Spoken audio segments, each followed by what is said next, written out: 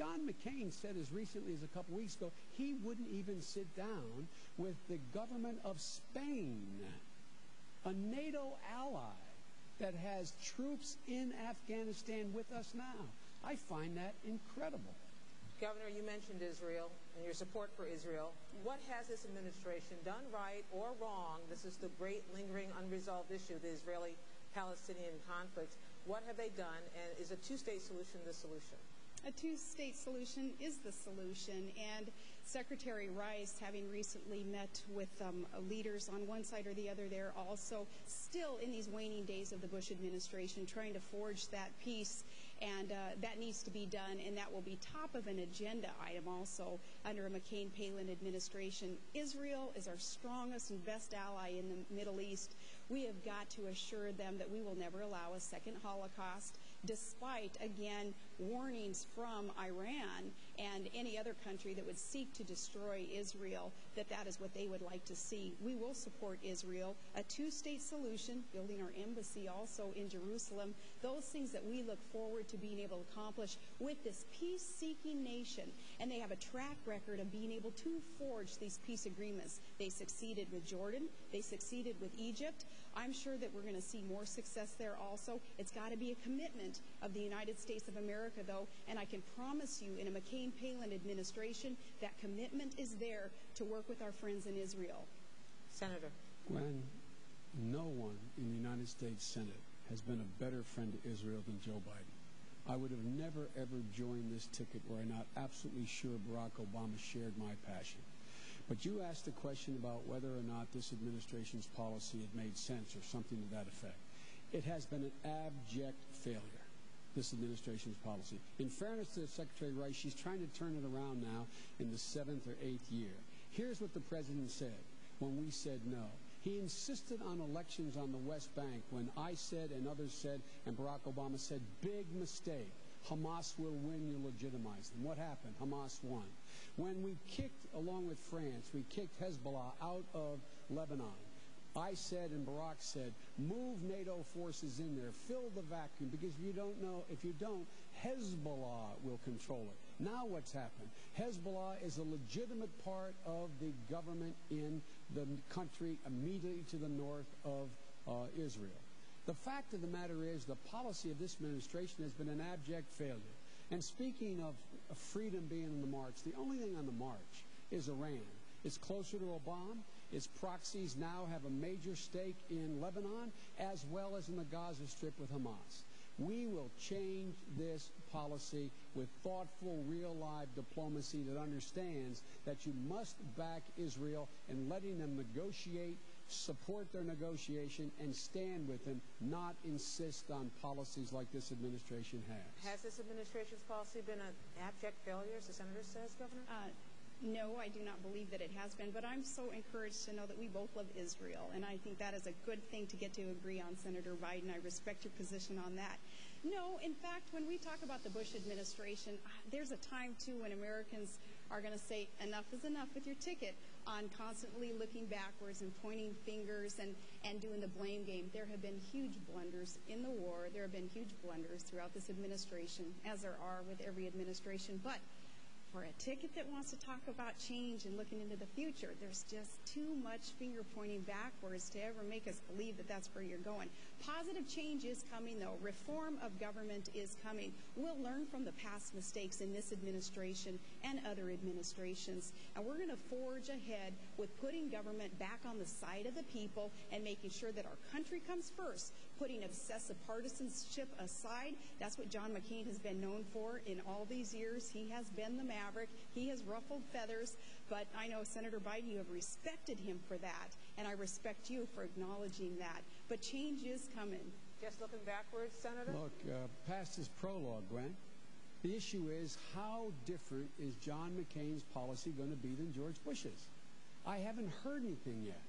I haven't heard how his policy is going to be different on Iran than George Bush's. I haven't heard how his policy is going to be different with Israel than George Bush's. I haven't heard how his policy in Afghanistan is going to be different than George Bush's. I haven't heard how his policy in Pakistan is going to be different than George Bush's. It may be, but so far, It is the same as George Bush's. And you know where that policy has taken us. We will make significant change. So once again, we're the most respected nation in the world. That's what we're going to do. Governor, on another issue, interventionism, nuclear weapons. What should be the trigger, or should there be a trigger, when nuclear weapons use is ever put into play? Nuclear weaponry, of course, would be the be-all, end-all of just too many people and too many parts of our planet. So those dangerous regimes, again, cannot be allowed to acquire nuclear weapons, period. Our nuclear weaponry here in the U.S. is used as a deterrent, and that's a safe, stable way to use nuclear weaponry. But for those countries, North Korea also under Kim Jong-il, we have got to make sure that we're putting the economic sanctions on these countries and that we have friends and allies supporting us in this to make sure that leaders like Kim Jong-il and Ahmadinejad are not allowed to acquire, to proliferate, or to use those nuclear weapons. It is that important. Can we talk about Afghanistan real quick also, though? Certainly. Okay, I'd like to just really quickly mention there, too, that when you look back and you say that the Bush administration's policy on Afghanistan perhaps would be the same as McCain, and that's not accurate. The surge principles, not the exact strategy, but the surge principles that have worked in Iraq need to be implemented in Afghanistan also, and that perhaps would be a difference with the Bush administration. Now, Barack Obama had said that all we're doing in Afghanistan is air raiding villages and killing civilians. And such a reckless comment, an untrue comment, again, hurts our cause. That's not what we're doing there. We're fighting terrorists, and we're securing democracy, and we're building schools for children there so that there is opportunity in that country also. There will be a big difference there, and we will win in Afghanistan also.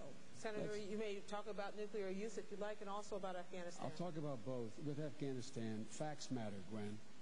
The fact is that our commanding general in Afghanistan said today that the surge principles used in Iraq will not, well, let me say this again now. Our commanding general in Afghanistan said the surge principle in Iraq will not work in Afghanistan. Not Joe Biden, our commanding general of Afghanistan. He said we need more troops, we need government building, we need to spend more money on the infrastructure in Afghanistan. Look, we have spent more money. We spend more money in 3 weeks on combat in Iraq than we spent on the entirety of the last 7 years that we have been in Afghanistan building that country. Let me say it again. 3 weeks in Iraq, 7 years. 7 years or 6.5 years in Afghanistan. Now that's number one. Number two, with regard to arms control and weapons, nuclear weapons require a nuclear arms control regime. John McCain voted against the comprehensive nuclear test ban treaty that every Republican has supported. John McCain has opposed amending the nuclear test ban treaty with an amendment to allow for inspections. John McCain has not been the kind of supporter for dealing with, and let me put it another way, my time's almost up. Barack Obama, first thing he did when he came to the United States Senate, new senator, reached across the aisle to my colleague Dick Lugar, Republican, and said, we've got to do something about keeping nuclear weapons out of the hands of terrorists. They put together a piece of legislation that in fact was serious and real. Every major, I shouldn't say every, on the two at least that I named, I know that John McCain has been opposed to extending the arms control regime in the world. Governor. Well, first, McClellan did not say definitively that the surge principles would not work in Afghanistan, certainly accounting for different conditions in that different country, and conditions are certainly different. We have NATO allies helping us for one, and even the geographic differences are huge. But the counterinsurgency principles also could work in Afghanistan. McClellan didn't say anything opposite of that. The counterinsurgency strategy going into Afghanistan, clearing, holding, rebuilding the civil society and the infrastructure can work in Afghanistan. And those leaders who are over there, who have also been advising George Bush on this, have not said anything different but that. Senator. Well, our commanding general did say that.